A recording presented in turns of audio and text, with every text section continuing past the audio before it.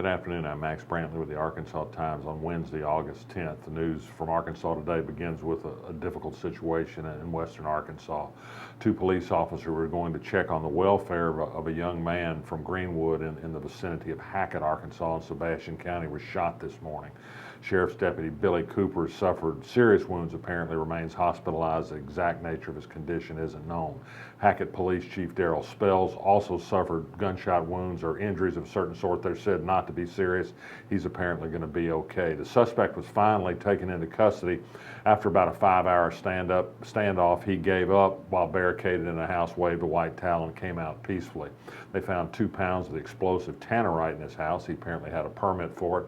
He has a past criminal record. He faces some pending charges for being a felon in possession of firearms. He's known to have an aversion to the police. All the details of what set off this incident aren't known, but one deputy is in serious condition in Fort Smith, apparently.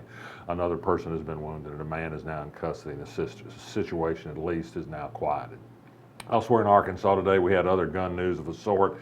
Political candidates talking about Donald Trump's remark at a political rally yesterday about the Second Amendment and Hillary Clinton. The Second Amendment, perhaps some kind of solution to those who wouldn't like what kind of president Mrs. Clinton would be in appointing judges.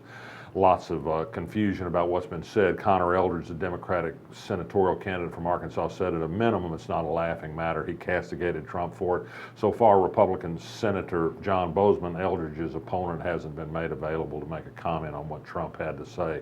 Some Republicans are backing Trump regardless. Some say perhaps he needs to watch what he says. I think that's probably the point of all this, more than a legitimate threat having been made. The Arkansas Lottery announced today that income was up in July, up $6.5 million over July a year ago. It's still not that much far ahead of the initial year of the lottery when it made a lot less money on the big national games like Mega Millions and Powerball. But up is up, and the net does go to college scholarships. State Representative Clark Tucker of Little Rock, a Democrat, now says he's going to be back again this year with an effort to provide 6 weeks of paid maternity leave for state employees. 4 conservative Republicans blocked that bill in committee last time. Will they vote for a family values bill like this time? We'll wait and see. That's coming up in 2017.